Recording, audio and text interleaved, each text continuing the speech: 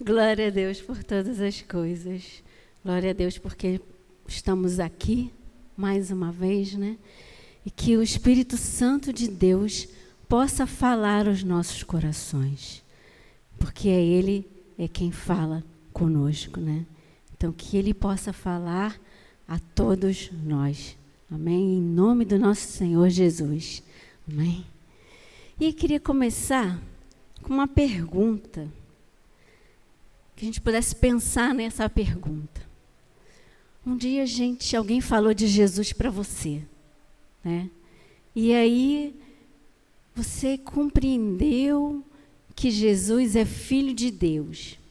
E que Jesus morreu por nós, por nossos pecados, para que nós fôssemos salvos, para que Ele fosse Senhor da nossa vida. E se a gente já tem Jesus, por que a gente precisa do Espírito Santo? Você já parou para pensar sobre? Se a gente já tem Jesus, a gente ouve tantos louvores que falam sobre Jesus, né? E poucos falam sobre o Espírito Santo de Deus.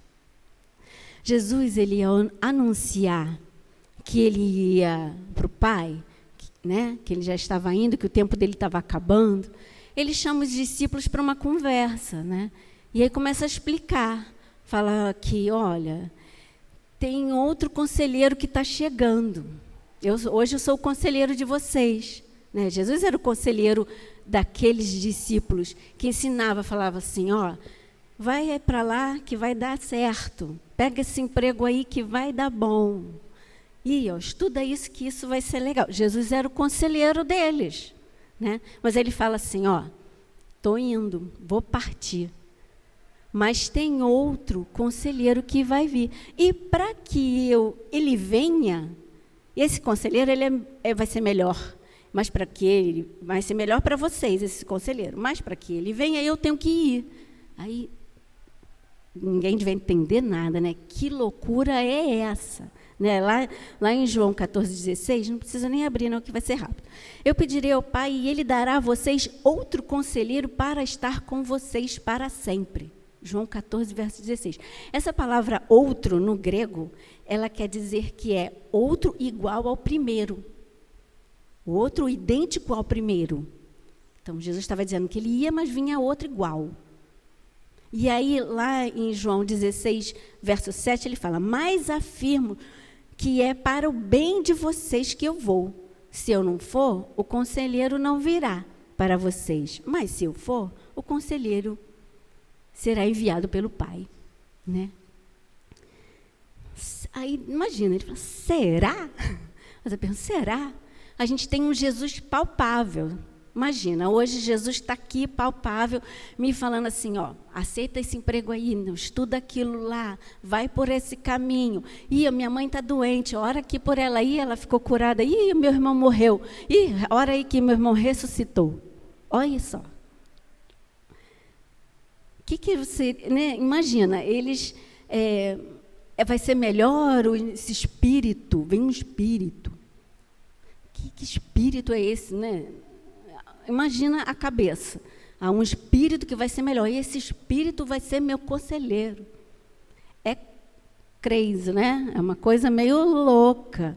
Que para crer nisso, é só pelo poder de Deus. Eu estava conversando isso com meu professor de inglês, que eu faço conversação.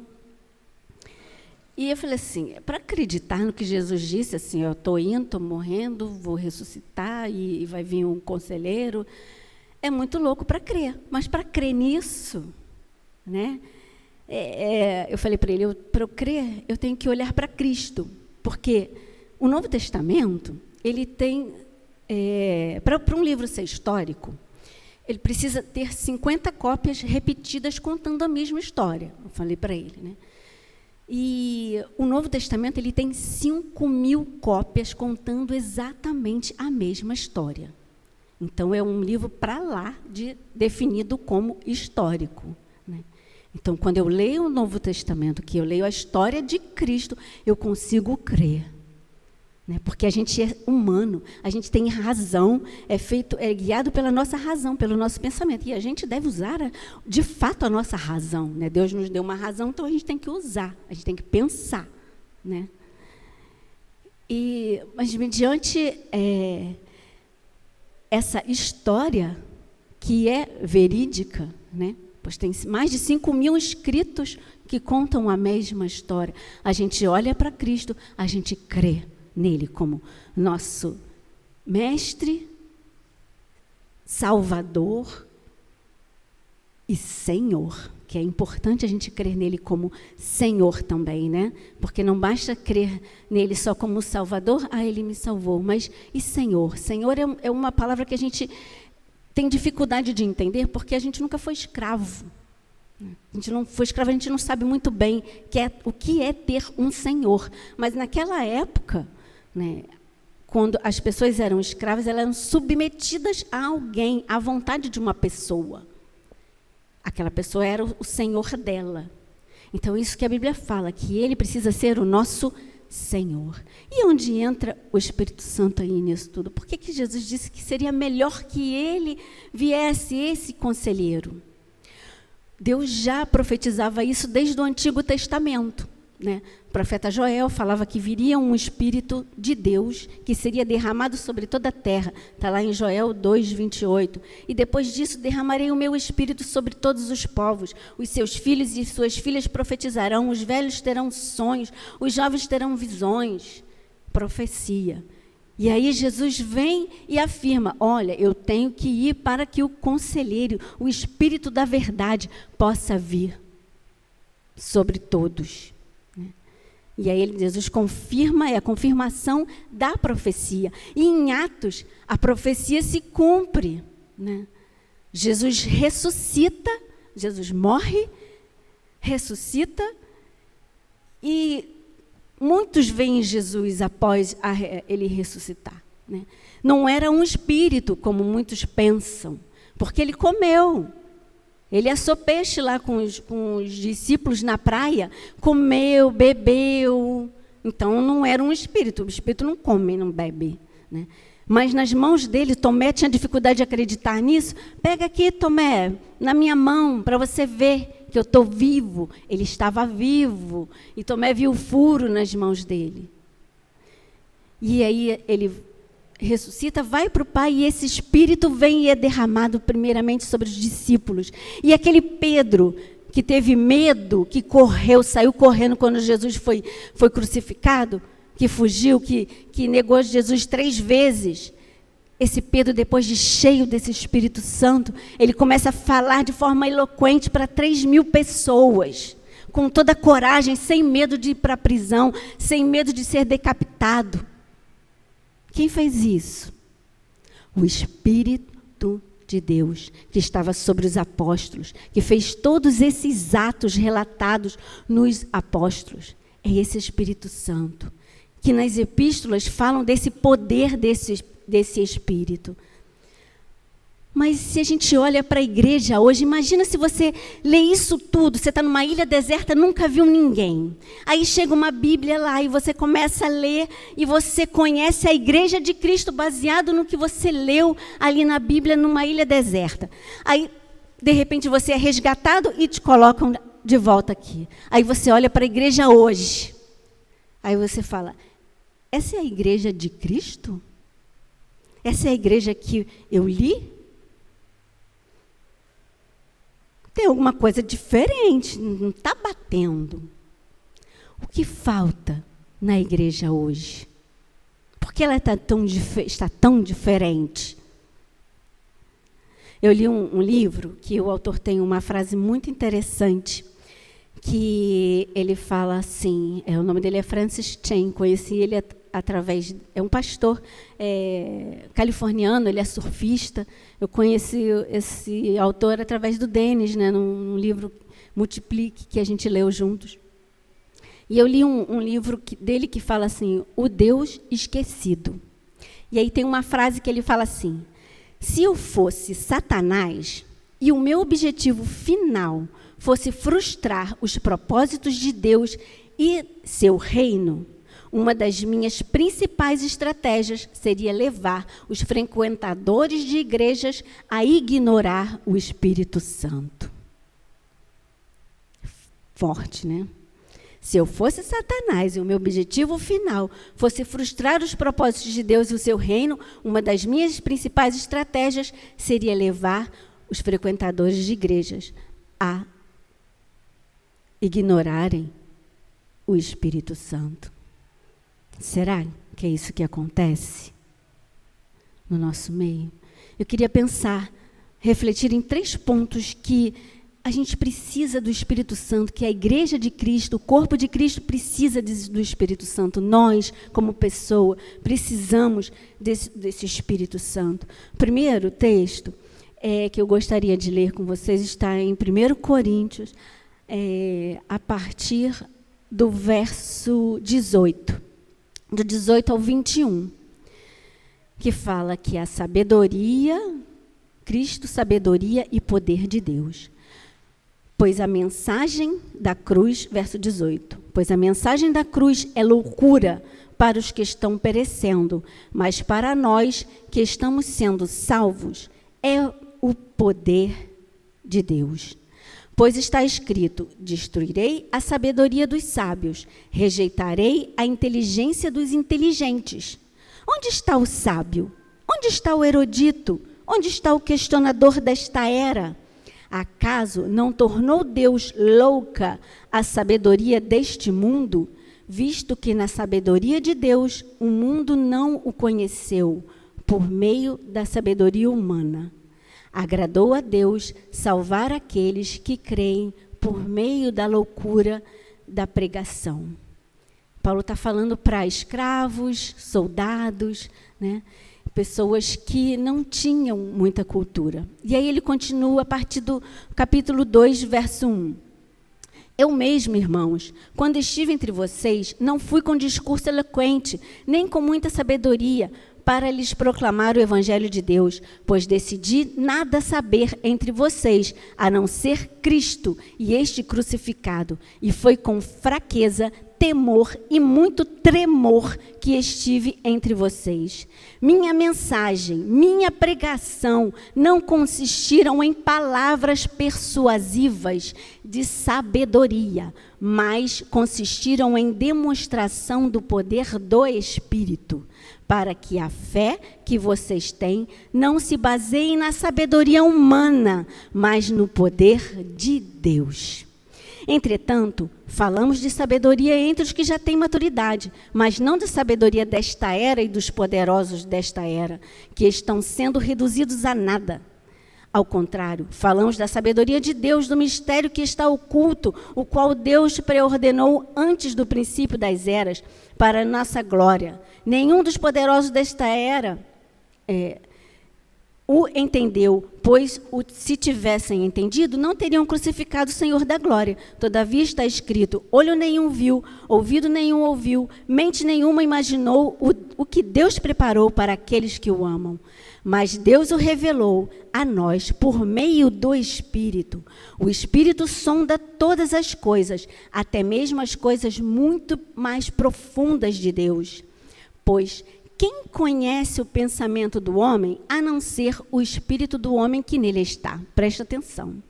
Quem conhece os seus pensamentos? Só vocês mesmos. Meu pensamento, só quem conhece sou eu, né? Então, quem conhece os pensamentos do homem, a não ser o espírito do homem que nele está?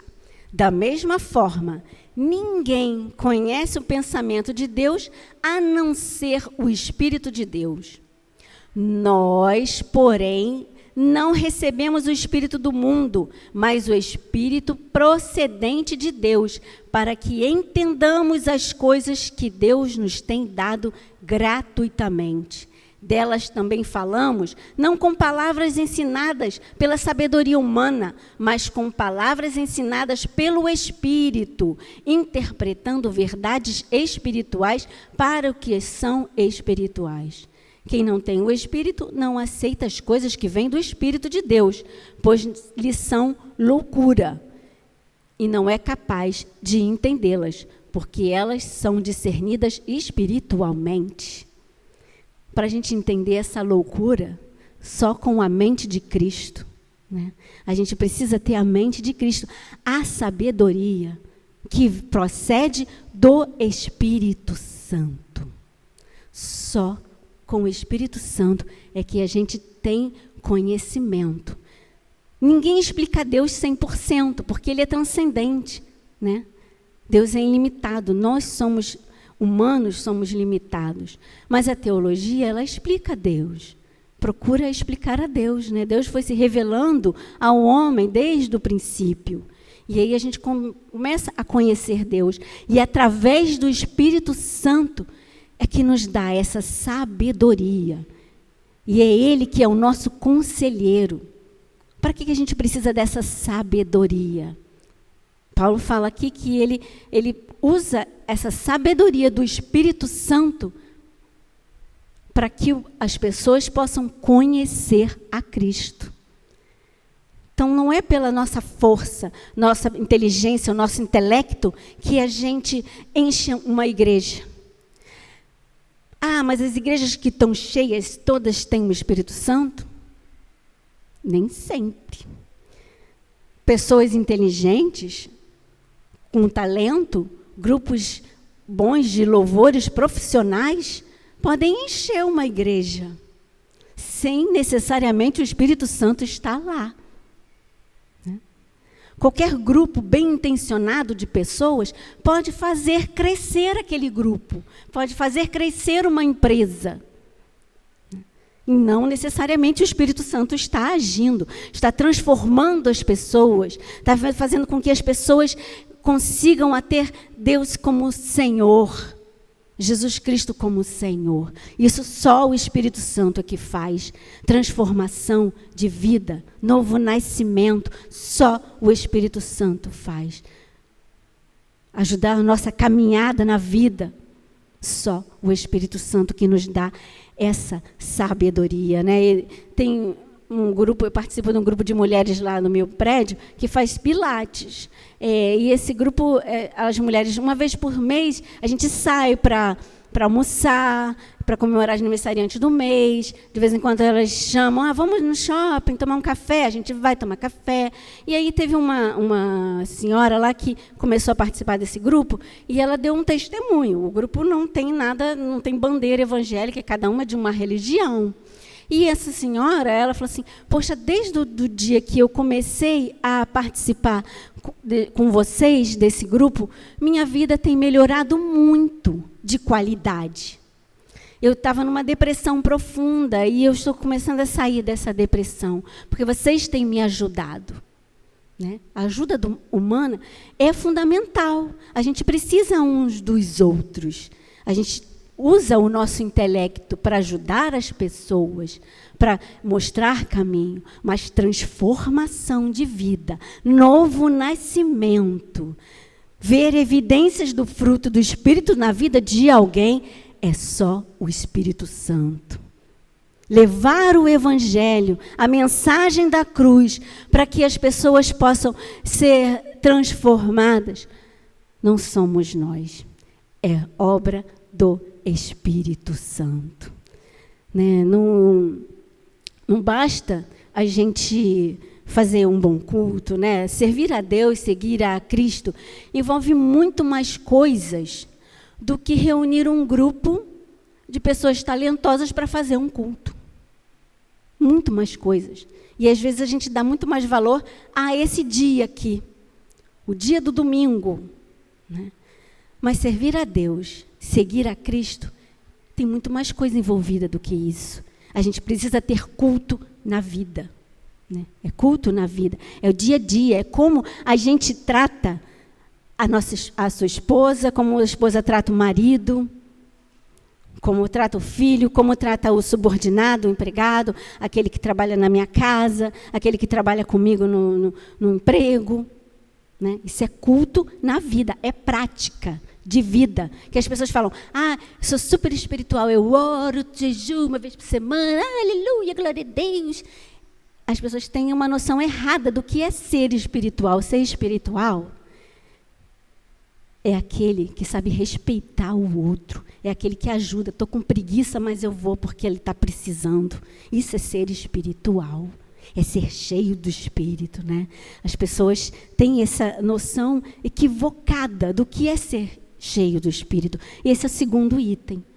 Nós precisamos ser cheios do Espírito. Nós cremos em Cristo, mas precisamos ser cheios do Espírito. Só que a gente tem essa visão equivocada do que é ser cheio do Espírito. É muito mais estereótipo do que prático. Mas a gente precisa demonstrar isso na prática. Esse nascer de novo na prática, no dia a dia. E isso é obra do Espírito Santo, né? E eu gostaria de ler Efésios 5, 17 e 18, que fala: portanto, não sejam insensatos, mas procurem compreender qual a vontade do Senhor. Não se embriaguem com vinho que leva à libertinagem, mas deixem-se encher pelo Espírito. Então, a gente precisa ser cheio desse Espírito Santo para ver o sobrenatural de Deus. Qual é o sobrenatural de Deus? A gente fala sobrenatural, a gente acha que estou vendo o aleijado andando, cego, enxergando. Né? A gente vê logo, pensa logo em coisas pirotécnicas. Eu creio nos milagres do Senhor. Mas é milagre também quando me irritam e eu consigo responder de forma branda. Eu vejo o milagre de Deus, porque não é de mim. Não é. É do Espírito Santo, porque de mim não é, não. Isso é milagre, gente, é milagre. Você tratar sua esposa bem é milagre do Senhor. É você não desrespeitar ela na frente das pessoas, é milagre do Senhor. É você tratar seus filhos bem, é milagre do Senhor. É você tratar seus empregados bem, é milagre do Senhor. É obra do Espírito Santo. Por isso que a gente precisa ser cheio do Espírito Santo, para ver esse sobrenatural diariamente, na prática da nossa vida. E a gente fica, às vezes, pensando em coisas pirotécnicas. Para chegar no pirotécnico, a gente nem faz o básico. A gente fala... lê em Gálatas lá, que a gente precisa do fruto do Espírito. Amor, paciência, benignidade, bondade, alegria, paz, domínio próprio, né? Mas a gente vê tanta falta de amor, falta de bondade, falta de alegria, falta de benignidade, falta controle, falta domínio próprio naqueles que se dizem seguidores de Cristo. Será que o Espírito Santo não está sendo ignorado? Esse não deve ser o motivo? Né? Pode pensar nisso. E muitas pessoas, assim, geralmente as pessoas aceitam a Jesus logo no início, né? Aí estão naquela vibe, mas aí aquilo vai esfriando, né? E uns aceitam Jesus e falam assim: vem Jesus, me segue. Né? Onde eu for, Jesus, me segue, vem comigo.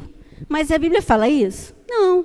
A Bíblia fala assim: quem me aceita, tome a sua cruz, que quer dizer morra, e me siga. É para andar atrás, é para seguir, é para olhar o exemplo e fazer igual. É fácil fazer igual a Jesus?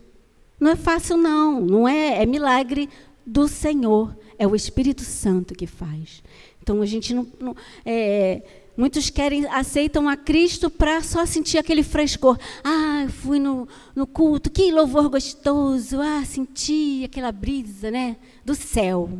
Aí chega em casa, continua tratando a mulher do mesmo jeito, o filho do mesmo jeito, fazendo grosseria, xingando na rua, quando leva uma fechada. Oi? Está seguindo Jesus ou pediu para Jesus seguir? Aí, né, leva a vida da mesma forma. Eu vivo como eu quero, como eu penso que eu acho que é. Não lê a palavra para saber a vontade de Deus, mas vive como eu acho, que eu penso que é bom. E aí deu ruim. Deu ruim, aí crente adora uma frase assim, frase de crente: Satanás está furioso. Crente adora falar isso, que Satanás está furioso. Faz tudo errado. E aí, deu ruim, ele falou: Jesus, me segue. E vai fazendo tudo de acordo com o que ele quer. Aí deu ruim. Aí fala: Satanás está furioso. Jesus, onde você estava que deixou isso acontecer? Você não está vendo, não? Ô Jesus, que está aí atrás de mim. Não está vendo? Ele está falando: o que eu tenho com isso? E eu, Kiko, porque É o contrário, você tem que andar atrás de mim, você tem que conhecer a palavra para andar atrás de mim, você tem que ter vida de oração contínua para andar atrás de mim, tem que ter relacionamento com o Espírito Santo para andar atrás de mim. Porque, aí vem o terceiro ponto, que é importante, que é lá em Romanos, capítulo 8. Romanos capítulo 8 faz o seguinte. A partir do verso 5, ele fala assim: quem vive segundo a carne tem a mente voltada para o que a carne deseja, mas quem vive de acordo com o Espírito tem a mente voltada para o que o Espírito deseja. Então, quer dizer, a gente tem carne e tem espírito, né? A gente não é um ser 100% espiritual que anda flutuando que nem um anjo. A mentalidade da carne é morte, mas a mentalidade do espírito é vida e paz.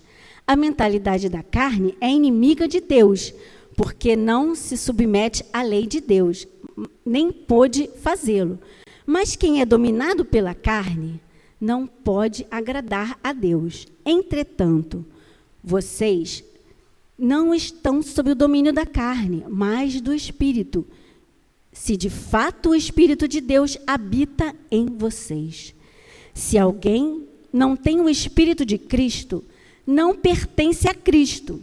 Mas se Cristo está em vocês, o corpo está morto por causa do pecado, mas o Espírito está vivo por causa da justiça. E se o Espírito daquele que ressuscitou Jesus dentre os mortos habita em vocês, aquele que ressuscitou a Cristo dentre os mortos também dará vida a seus corpos mortais por meio do seu Espírito que habita em vocês. Nossa, eu leio isso e fico arrepiada, é muito forte. Se tem um Espírito que mora em mim, tem um Espírito, Miguel, que mora dentro de você, e esse Espírito é o Espírito de Deus, é o mesmo Espírito que ressuscitou Jesus. Ele está aqui dentro. É à toa? É para nada? É para nada que a gente recebe o Espírito Santo? Uns, falam que assim, tradicionalmente, você é selado pelo Espírito quando aceita Jesus. Aceitou Jesus, foi selado. E aí passou o tempo, ele aceitou Jesus, mas continua fazendo as mesmas coisas, não tem sinais de que foi transformado, né? Aí vem um avivamento lá em 1900 alguma coisa, na Rua Azusa, que aí com outra teologia. Você recebe o Espírito quando você é batizado. Aí você fala em línguas, que é o sinal, e aí você está cheio. E aí aí passou o tempo, mas aquele ali que foi batizado também está fazendo tudo errado. Então não está andando no Espírito. O que aconteceu? Não é uma experiência, é uma vida contínua de culto. É uma vida caminhando com Cristo. É uma vida com o Espírito Santo de Deus. Não é apenas uma experiência. A gente precisa do dia a dia, do culto na vida. E aí, no verso 26, ele fala assim, do capítulo 8.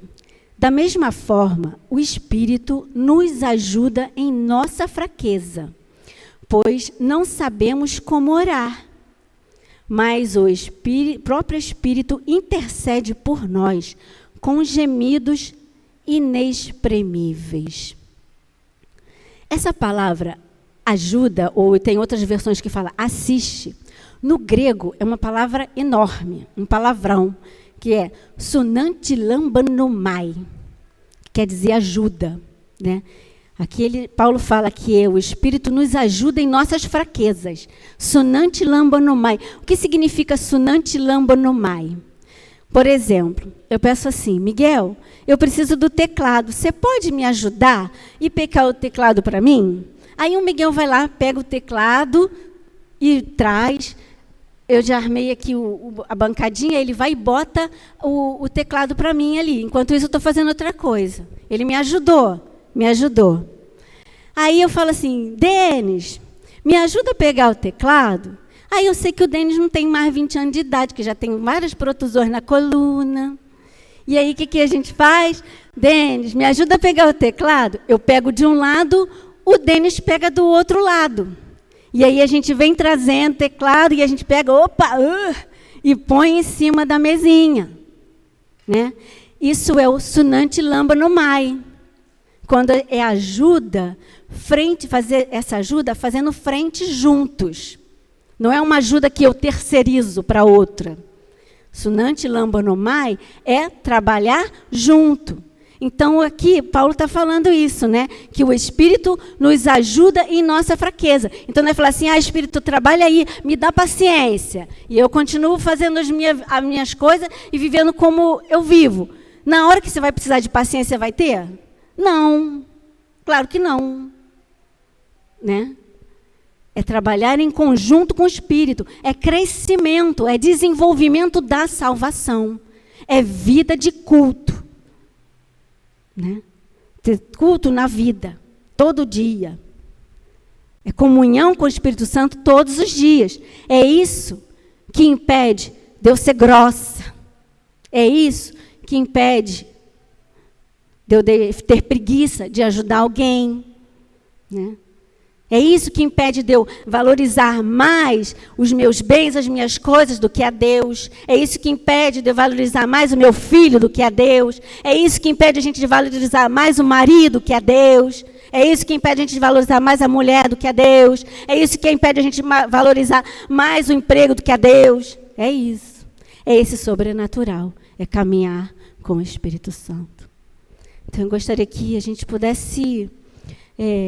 enquanto o Bruno toca um louvor, né, eu queria que a gente parasse um minuto para refletir nesses 3 pontos. Não é para sentir culpa, não, porque isso somos nós, todos nós, ninguém está excluído disso, todos nós, não é para se sentir culpado, né, é para a gente refletir se assim, qual foi a última vez, né, que eu vi essa evidência do Espírito Santo na minha vida?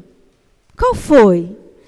Assim, se eu custa a lembrar, meu Deus, peraí, gente, qual foi a última vez? Qual foi? Se eu estiver demorando muito a descobrir, é porque talvez eu esteja ignorando o Espírito Santo. Né? Às vezes eu até sei intelectualmente quem é o Espírito Santo, com o meu conhecimento, mas eu não tenho vivido. Né? E, mais uma vez, não é para se sentir culpado, é para a gente refletir e pensar, eu preciso desse relacionamento diário com o Espírito Santo, eu preciso valorizar o Espírito Santo, esse Deus que ressuscitou a Jesus dentro de mim. Amém? Que você possa sair daqui pensando nesses 3 motivos, pensando principalmente... quando foi a última vez que eu percebi claramente a ação do Espírito Santo através de mim ou em mim? Esse conselheiro que nos dá sabedoria, esse líder que nos guia, e esse conselheiro ser maravilhoso que nos faz nascer de novo e nos ajuda nos nossos relacionamentos e na nossa caminhada de vida. Em nome do nosso Senhor Jesus.